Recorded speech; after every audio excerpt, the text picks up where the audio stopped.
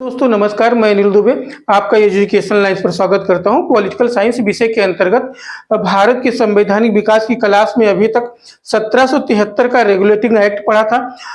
उस एक्ट में कुछ कमियां थी। उस कमी को दूर करने के लिए ब्रिटिश सरकार ने 1781 का एक्ट ऑफ सेटलमेंट लाया और इसे संशोधनात्मक एक्ट भी कहा जाता है। इस एक्ट को जो 1773 के रेगुलेटिंग एक्ट में कुछ कमियां थी उसे दूर करने के लिए इस एक्ट को लाया गया था। तो रेगुलेटिंग एक्ट 1773 की कमियों को दूर करने के लिए लाया गया था। इस एक्ट में कुछ कमी था। इसे संशोधनात्मक अधिनियम भी कहा जाता है। इस एक्ट के द्वारा कलकत्ता की सरकार यानी कलकत्ता का गवर्नर जनरल और उसकी काउंसिल को बंगाल, बिहार और उड़ीसा के लिए विधि बनाने का अधिकार प्रदान किया गया। यानी अभी तक कलकत्ता के गवर्नर जनरल को, बंगाल के गवर्नर जनरल को बंगाल, बिहार, उड़ीसा के लिए विधि बनाने का अधिकार नहीं था। तो इस एक्ट के द्वारा बंगाल के गवर्नर जनरल को बंगाल, बिहार और उड़ीसा के लिए भी विधि बनाने का अधिकार प्रदान किया गया।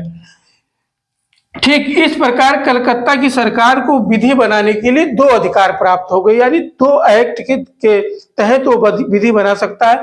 रेगुलेटिंग एक्ट 1773 के अधीन कलकत्ता प्रेसिडेंसी के लिए वो विधि बना सकता है, क्योंकि 1773 एक्ट में बंगाल के गवर्नर जनरल को बंगाल के लिए विधि बनाने का अधिकार प्राप्त था। ठीक, और एक्ट ऑफ सेटलमेंट के तहत 1781 के अधीन बंगाल, बिहार और उड़ीसा के दीवानी प्रदेशों के लिए विधि निर्मित कर सकता है। अब इसमें विवाद क्या था, क्या कमियां था? गवर्नर जनरल और उसकी काउंसिल को सर्वोच्च न्यायालय की अधिकारिता से मुक्त किया गया। यानी गवर्नर जनरल के किसी भी प्रकार के आदेश को सर्वोच्च न्यायालय रद्द, जो कलकत्ता हाईकोर्ट बना था 1773 के रेगुलेटिंग एक्ट के तहत, वो गवर्नर जनरल के किसी भी आदेश, कानून को रद्द नहीं कर सकता। सर्वोच्च न्यायालय को सख्त सीमित कर दिया गया। राजस्व की अधिकारिता को समाप्त कर दिया गया। यानी ईस्ट इंडिया कंपनी किसी भी प्रकार का टैक्स लेने से संबंधित विवाद को अब सर्वोच्च न्यायालय में सुनवाई नहीं होगी। यानी जो कलकत्ता कोर्ट की स्थापना की गई थी, अब वो राजस्व से संबंधित किसी भी प्रकार के मामले की सुनवाई नहीं करेगी। क्या था, पहले गवर्नर जनरल किसी भी प्रकार का टैक्स वसूलता था। यदि बंगाल के जनता द्वारा कोर्ट में जाते थे तो क्या होता था कि उसमें कोर्ट रोक लगाती थी कि टैक्स गैर कानूनी है या किसी भी प्रकार की मनमानी की जा रही। तो कंपनी ये अब इस प्रकार का विवाद सुनने के लिए अब सुप्रीम कोर्ट में यानी कलकत्ता की सरकार में सुनवाई नहीं होगी। तो कंपनी को कर वसूलने की स्वतंत्रता मिल गई।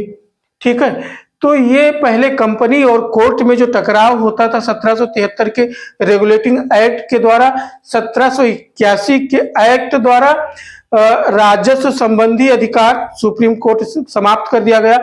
गवर्नर जनरल और उसकी परिषद को सर्वोच्च न्यायालय यानी जो सुप्रीम कोर्ट था कलकत्ता में स्थापित किया गया, उसके अधिकार से बाहर कर दिया गया। यानी अब Calcutta high court governor general से संबंधित विवाद की सुनवाई नहीं करेगा और कंपनी का शोषण जारी रहा।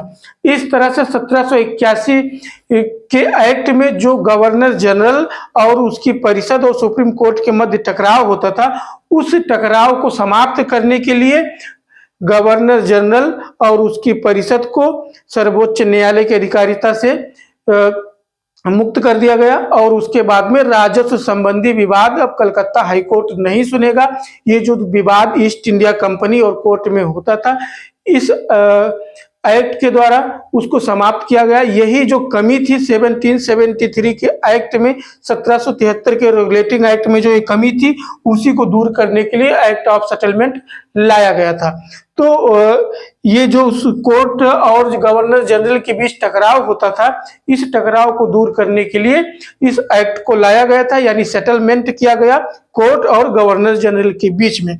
ठीक है, इस प्रकार से कंपनी को पूरी स्वतंत्रता मिल गई। अब वो किसी भी प्रकार से कितना भी टैक्स वसूल कर सकता है। अब कोई कोर्ट में जाकर के ये नहीं बोल सकता कि ईस्ट इंडिया कंपनी मनमानी टैक्स वसूल कर रही है, गैर कानूनी टैक्स वसूल रही है। तो इससे क्या हुआ, जब कंपनी का शोषण जारी रहा और इस प्रकार से उसको स्वतंत्रता मिली टैक्स वसूलने में। ठीक है, तो ये था एक्ट ऑफ सेटलमेंट। इससे संबंधित आपसे क्वेश्चन भी पूछा जा सकता है, किस एक्ट के द्वारा कलकत्ता सरकार को बंगाल, बिहार, उड़ीसा के लिए विधि बनाने की शक्ति प्राप्त हुई? तो 1781। ये क्वेश्चन आपसे पूछा जाता है, किस एक्ट के द्वारा गवर्नर जनरल को सर्वोच्च न्यायालय की अधिकारिता से मुक्त कर दिया गया? तो 1781। किस एक्ट के द्वारा राजस्व की अधिकारिता समाप्त कर दी गई? तो 1781 के द्वारा। इस प्रकार से क्वेश्चन आते हैं। यदि आप यूजीसी नेट की तैयारी कर रहे हैं, किसी कंपटीशन की तैयारी कर रहे हैं और आप किसी भी प्रकार का कंपटीशन में यदि पेपर दे रहे हैं, तो आपको ऐसे ही भारतीय संविधान, भारत के संवैधानिक इतिहास के बारे में एक क्लास डिटेल में पढ़ाया जाएगा। आप इस चैनल को सब्सक्राइब कर सकते हैं। धन्यवाद, नमस्कार।